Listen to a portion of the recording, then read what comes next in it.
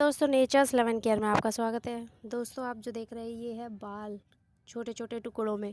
हमारे घर में जितने भी मेंबर्स होते हैं जब कंघी करते हैं तो बाल काफ़ी सारे गुच्छे में निकलते हैं, क्योंकि आजकल बालों की जो क्वालिटी है वो बहुत डिग्रेड हो गई है और इस तरह से ये बाल इधर उधर फैले रहते हैं। बाद में हम झाड़ू लगाकर इन्हें इकट्ठा करते हैं और इन्हें कूड़े में फेंक के आ जाते हैं। दोस्तों एक चीज़ सोच कर देखिए, आजकल आपने कूड़े के ढेरों पर गायों को देखा है। ये बाल हम पिन्नी में इकट्ठे करते हैं और कूड़े के ढेर पे डाल के आ जाते हैं। इन्हीं बालों को गायें खा लेती हैं। अब देखिए आप उसके लिए कितना नुकसानदायक है। कहते हैं जिस गाय के अंदर 33 करोड़ देवी देवता वास करते हैं वही इन बालों को खाकर अपनी बॉडी को या अपने पेट को ख़राब कर रही हैं। दोस्तों बालों का बहुत ही अच्छा एक उपाय है जो आप कर सकते हैं। मुझे लगता है कि 95% लोगों के घर में पेड़ पौधे ज़रूर होते हैं और अगर नहीं भी होते तो आसपास पेड़ पौधे ज़रूर होते हैं। आपको दोस्तों कुछ नहीं करना, बस ये जो बाल है, अगर बड़े बाल है उनको छोटे टुकड़ों में काट लीजिए। जैसे ये देखिए मैंने छोटे स्ट्रैंड्स छोटे छोटे टुकड़ों में इनको काट लिया है। और बाद में आप इन बालों को क्या कीजिएगा, मिट्टी है जैसे ये मेरे पौधे हैं, इसको यहाँ से आप, मैंने लास्ट जो वीडियो डाली थी उसमें मैंने चाय पत्ती के बारे में आपको बताया था। देखिए दोस्तों ये सारी चीज़ें ऐसी है जो आपको ख़रीद कर नहीं लानी, और साथ में इन चीज़ों से होने वाला नुकसान भी बच सकता है और इनसे हमें फ़ायदे भी मिल सकते हैं। बस ज़रूरत है थोड़ी सी समझ की कि किस चीज़ को कहाँ इस्तेमाल करना है। ये देखिए मैंने ये मिट्टी खोद ली है यहाँ पे। इसमें आपको क्या करना है, थोड़े से ये बाल आपने, ये थोड़े से बाल मिट्टी खोदकर दबा देने हैं जड़ के पास। दोस्तों ये जो बाल है इसमें कैरेटिन होती है। जब कैरेटिन ब्रेक डाउन होती है ये धीरे धीरे डिकम्पोज होते हैं बाल, मतलब ये एकदम से टूटते नहीं, इन्हें धीरे धीरे सड़ने में टाइम लगता है। तो इनसे जो कैरेटिन है इनके अंदर, वो जब टूटता है, जब ये सड़ते हैं तो उसमें से नाइट्रोजन निकलता है। दोस्तों बालों के अंदर सल्फ़र, पोटेशियम, नाइट्रोजन, काफ़ी सारी क्वांटिटी में न्यूट्रिशन होता है जो कि आपके पौधे को मिल सकता है। तो आपको इसी तरह से हर पौधे में इसी तरह से थोड़े थोड़े बाल दबा दीजिए, इकट्ठे कर लीजिए हफ्ते भर के बाल। इससे दोस्तों क्या होगा कि एक तो आपके घर में जो नालियाँ है, एक तो वो ब्लॉक नहीं होंगी, और दूसरा आपके पेड़ पौधों के लिए स्लो रिलीज़ फर्टिलाइज़र मिल जाएगा। क्योंकि अगर आप सोचेंगे कि आज मैंने बाल दबा दिए तो 2 दिन में 3 दिन में मेरे पौधे फूलों से भर जाएंगे, तो ऐसा नहीं है। अपने पौधों की केयर कीजिए, चाय पत्ती हो गई या फल सब्जी के छिलके हो गए, वो रेगुलर इनमें डालते रहिए और बालों को as a slow release fertiliser की तरह यूज़ कीजिए। मतलब कि अगर आपने इनको रख दिया तो 2 हफ्ते 3 हफ्ते में ये धीरे धीरे आपके पौधे को वो सारे न्यूट्रिशन, वो सारे मिनरल्स देंगे जो पौधों में फूल और कलियों के लिए, हरी पत्तियों के लिए ज़रूरी है।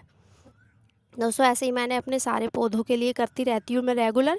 ये मेरे एक्चुअली काफ़ी सारे बाल इकट्ठे हो गए थे तो मैंने इन्हें छोटे छोटे टुकड़ों में काट कर अब मैं अपने पौधों में इनको यूज़ कर रही हूँ। तो आपसे भी रिक्वेस्ट है कि आप भी इसी तरह से बालों को, क्योंकि सबसे बड़ा जो चैलेंज है किसी भी ऑर्गेनाइजेशन के सामने वो है बालों को मैनेज कैसे करें। जो वेस्टेज है, जो बालों की वेस्टेज है, क्योंकि बड़े बालों से तो विग बनाई जा सकती है लेकिन छोटे बालों को क्या करें। तो ऑर्गेनाइजेशन के सामने ये बड़ा चैलेंज है कि इन बालों को कैसे मैनेज करें, इनको कैसे डिकम्पोज करें। क्योंकि आप अगर इन्हें वातावरण में ऐसे फेंक देते हैं तो इससे पोल्यूशन काफ़ी ज़्यादा होता है। तो इसी तरह से, क्योंकि ये पोल्यूशन बहुत कोज करते हैं, तो आप उस पोल्यूशन से भी बच सकते हैं, अपने पौधों को स्लो रिलीज़ खाद भी दे सकते हैं, और जो गाय खा लेती है इन बालों को, उन गाय माताओं को भी आप बचा सकते हैं। मेरे जितने भी फूलों के पौधे हैं दोस्तों, मैं धीरे धीरे करके, जैसे कि मैंने चाय पत्ती दूसरे पौधों में दी थी, तो अब ये जो बाल है ये मैं अब दूसरे पौधे में दूंगी, क्योंकि इन्हें टाइम लगता है। इससे जो खाद मिलेगा पौधे को, उससे टाइम लगेगा। तो और चाय पत्ती से जो खाद मिलेगा वो थोड़ा जल्दी मिल जाता है। तो आप हर हफ्ते, हर 10 दिन, हर 15 दिन में ये प्रोसेस आप कर सकते हैं। दोस्तों ये मेरा पीच कलर का गुड़हल है, और गुड़हल गर्मियों में खिलने वाले सबसे अच्छे सुंदर ब्राइट फ्लावर्स होते हैं। देखिए इस पे काफ़ी सारे फूल कलियाँ शुरू हो गई है, और वो सिर्फ घर के खाद की वजह से, बाहर से मैं कुछ भी नहीं लाती इन पौधों के लिए।